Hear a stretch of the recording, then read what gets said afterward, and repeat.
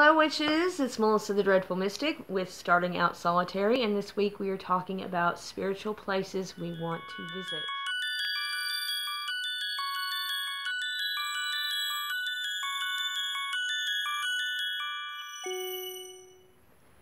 So I have a list.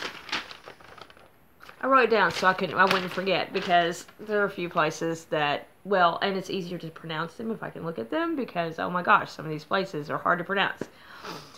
But yeah, so I have a few places that I want to go. I guess you call it my spiritual places bucket list.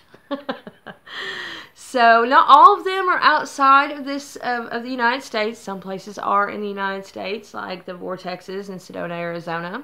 I would love to see that. Crater Lake in Oregon. It is beautiful and a very spiritual place.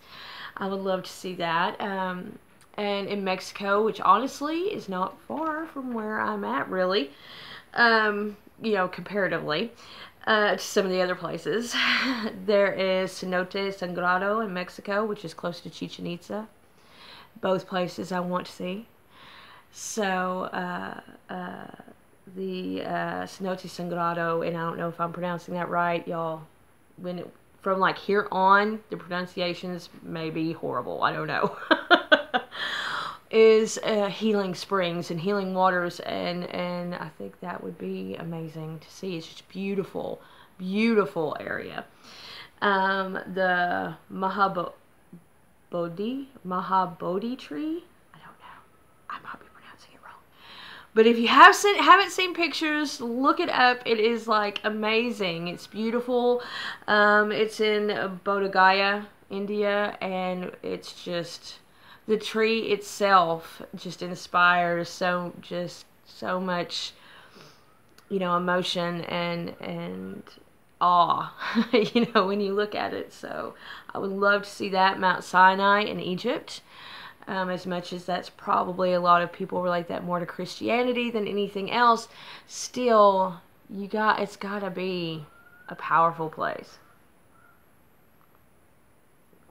So, let's see, Glastonbury Tor in England, Mount Parnassus in Greece, Easter Island, Stonehenge, you know, all these places would be amazing, and I will go see them one day, and you know, it would be a wonderful experience, and one that I definitely look forward to. But spiritual places don't have to be exotic or far away or even well known to experience. So as much as, yes, I love having this spiritual place bucket list, my spiritual place Zen card isn't totally without hole punches, okay? So I still go out and look for local places of power. You know, to me, this is my environment, and this is where I live right now. I've always moved around a lot. This is not the first place that I have moved to. I've lived several places, and as long as I'm working as a witch in this area and working with the energies and connecting to everything in my environment, I'm going to, you know, explore and get to know my environment. You can't really work with the energies as well if you don't, you know, interact and explore and learn what energies are around. Especially if you are giving out, you know, offerings or things like that to spirits of place or the spirits of land. You don't want to piss them off.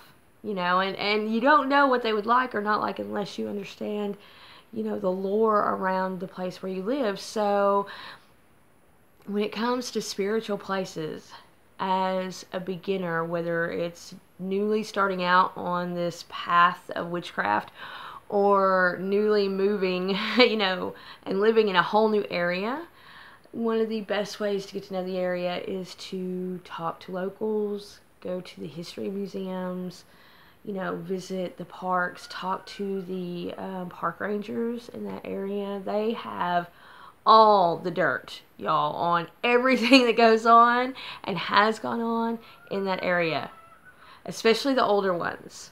I've had some of the best conversations and learned the most. In fact, there is a state park close by to me. It's about an hour away. I live in Arkansas, so state parks are everywhere. You can't throw a rock without hitting a state park or a national forest preserve or national park. So it's called the natural state for that reason.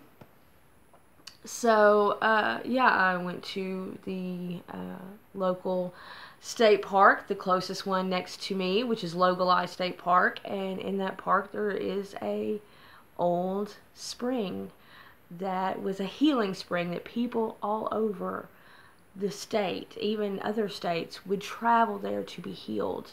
And granted, the spring is nothing of what it used to be, thanks to man, you know, building roads and moving rivers and streams, but it's still there, and the energy is outstanding. I have charged so many healing tools and crystals in that area. It's beautiful, and it's a very spiritual place. So you don't have to travel to another country necessarily to find a spiritual place. And to me, one of the best ways to really connect to the energy around you, to your environment, the environment that you will be influencing, you know, with your will in order to make things work for you and for others, is to get to know your environment, experience it, find out the lore, find out what's going on, what used to be there, what natives live there. You know, if there's any stories, which there's always stories. We might be a young country in the United States, but it's an ancient land, and there are so many stories to find and read and experience about an area to really let you know what's going on with that area, what kind of offerings you should leave for the spirits of place, you know, what kind of spirits inhabit the land that you are living off of. So don't let distance prevent you from visiting amazing places around you that may not be that famous but are still very powerful. So that's it, guys. I hope you have a fabulous day and a wonderful week, and I will see you next Monday. Bye.